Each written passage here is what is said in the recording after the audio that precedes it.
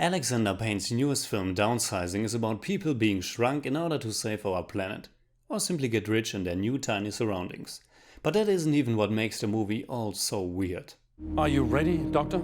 Yes, I'm ready.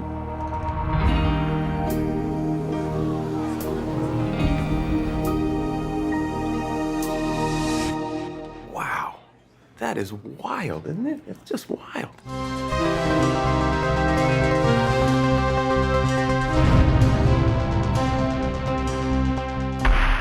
Downsizing is like a high-concept arthouse film. It has one specific idea that's very easy to pitch, but at the same time it's not a movie that follows a strong, streamlined narrative. It's really hard to fathom, but the idea itself is great. What would happen if we have the means to shrink down ourselves and other organic material? We would need far less resources, we would produce far less waste, need less space to live, and so on. For the planet, it would be a great relief. And that's what the Norwegian scientists had in mind at the beginning of the film. But when you downsize yourself, you not also do less harm to the environment, you can get also a lot more for the money you've earned so far, and it doesn't take long until getting downsized is the easiest way to make a nice living for yourself. The whole concept of downsizing has natural comedic potential to it, and it unfolds as a combination of deadpan comedy, ironic drama, and light science fiction satire. Like Alexander Payne's last films, it's a very mellow affair, and I have a really hard time to collect my thoughts on this one.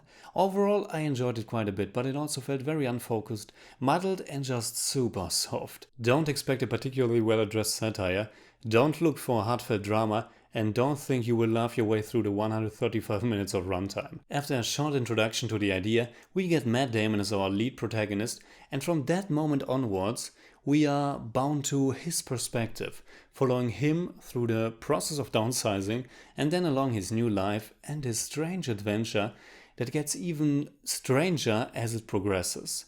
He was a simple physical therapist in the past, and he honestly hasn't the most remarkable characteristics, apart from being a nice guy. The first third of the movie has one of the film's highlights, the transformation, which is presented in a way that's reminiscent of Spike Jonze or Wes Anderson. Shrinking and the contrast between huge or actually just normal sized beings and ourselves in a miniature format is something that's very appealing to the exposure on a big cinema screen. The idea of living in small luxurious new homes is a fun one, but the potential of the idea for a comedy is limited nevertheless, and maybe it's a good thing that they don't throw new quirky visuals at you constantly.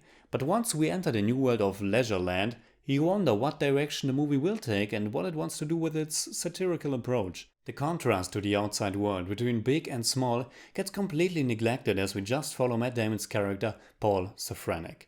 Everything is told from his perspective, and the impacts this new method of living has on our society as a whole don't really get touched on all that much. As I said before, the film is very mellow and feels completely harmless, and this goes for its visuals and overall tone as well. The colors seem outwashed, the score feels grand and very showy, and some choices are simply odd.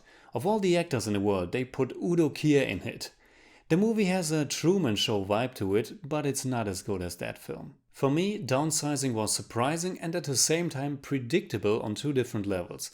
In its social criticism, it's nothing new or shocking, but as far as the actual narration and story progression is concerned, the movie takes some surprising turns and you never quite know where it will go next.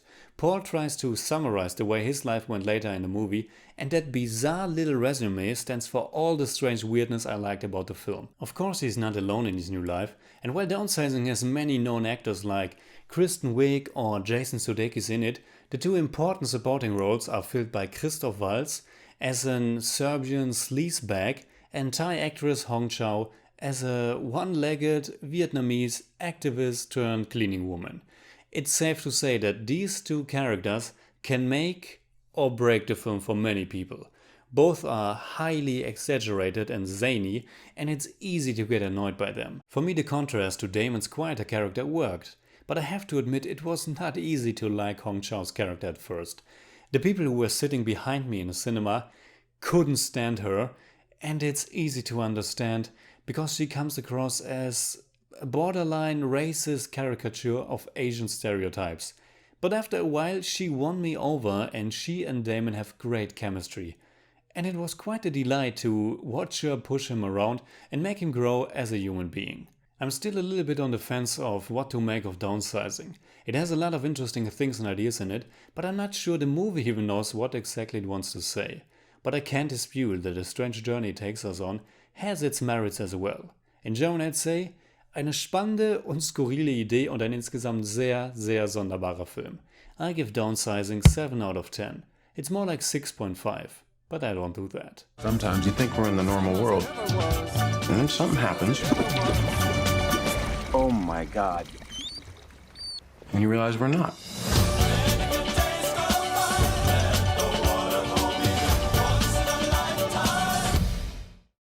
Alright, that's it like always. Comment below and let me know what you think about downsizing. And also let me know, would you downsize yourself? Please keep in mind, the process is not reversible. You can hit me up on Twitter, Facebook, Instagram, simply at TheJimmyCage. And if you enjoyed this video, please give me a thumbs up, share, subscribe, whatever you like. And make sure you hit that bell for all I have to tell.